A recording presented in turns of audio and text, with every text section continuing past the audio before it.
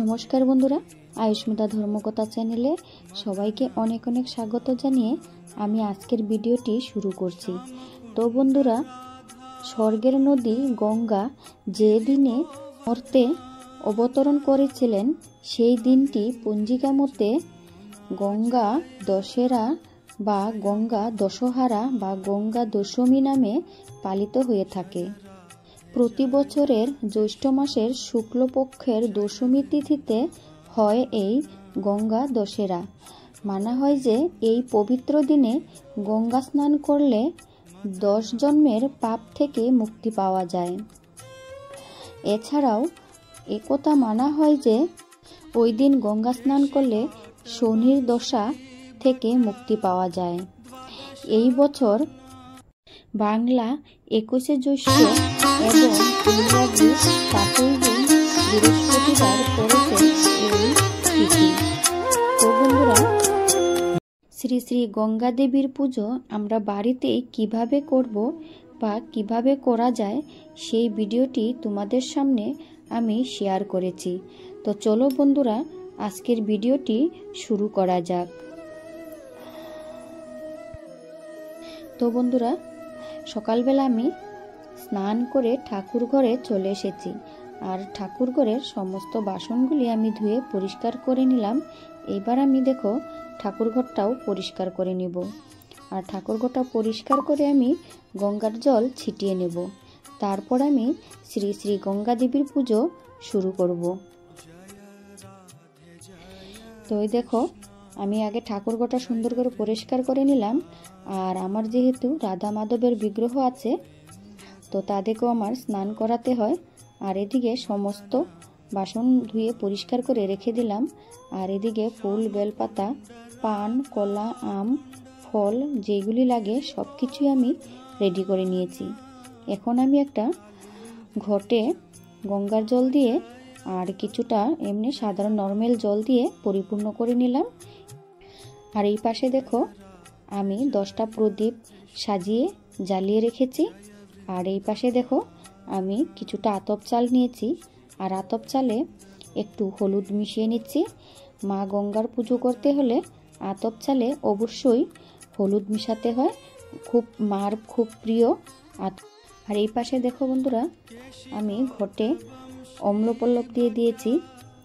আর দেখো এই পাশে আমি 2টো আসন বসিয়েছি, 2টো জলচৌকি দিয়েছি। একটাতে আমি গৌরী পুজো করব, বাবা ভোলানাথের আর গৌরী পুজো করব। তো বন্ধুরা, গঙ্গা পূজা করতে হলে গৌরী পূজা অবশ্যই করবেন। গঙ্গা পূজা করলে গৌরী পূজা করতে হয়। আর মা গঙ্গার যেহেতু সাদা জিনিস পছন্দ, সেই জন্য আমি দেখো সাদা আসন পেতে নিয়েছি। আর এখন একটা আমি বড় ধরনের থালা নিয়েছি, ওইখানে কিছুটা আমি গঙ্গার জল দিয়ে দিয়েছি।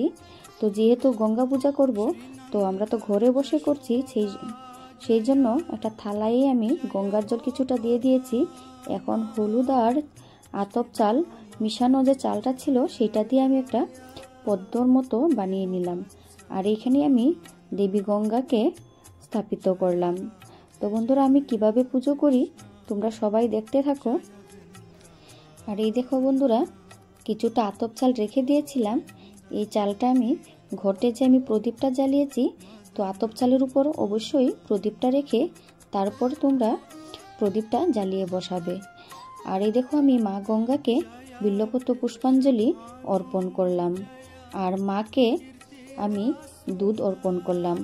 তো বন্ধুরা, গঙ্গা পূজা করলে গঙ্গা দেবীকে অবশ্যই দুধ অর্পণ করবে। আর এদিকে দেখো আমি যে মার জন্য নৈবেদ্য নিয়ে এসেছিলাম আর ফল যা যা আমি নিয়ে এসেছিলাম সব কিছুই মার সামনে দিয়ে দিলাম। আর আমি দিয়ে দিলাম সাদা বাতাসা। আর মাকে অবশ্যই নারকেল দিতে হয়, কিন্তু আমার নারকেল ছিল না বলে আমি দিতে পারি নাই। আর তোমরা পুজো করলে অবশ্যই মাকে নারকেল দেবে। বন্ধুরা, মা গঙ্গাকে সাদা বাতাসা অবশ্যই অর্পণ করবে। সাদা বাতাসা মা গঙ্গার অতি প্রিয়। তো বন্ধুরা, এখন আমি সব কিছু রেডি করে নিয়ে এবার আমি আসনে বসে পড়লাম মার পুজো করার জন্য। আর মাকে আরতি করার জন্য। তো বন্ধুরা, আমি এইভাবে মাকে আরতি করে শ্রী শ্রী গঙ্গা দেবীর পুজো আমি এইভাবেই সমাপ্ত করব। তো বন্ধুরা, আমার আজকের ভিডিওটি কেমন হয়েছে অবশ্যই তোমরা কমেন্ট করে জানাবে।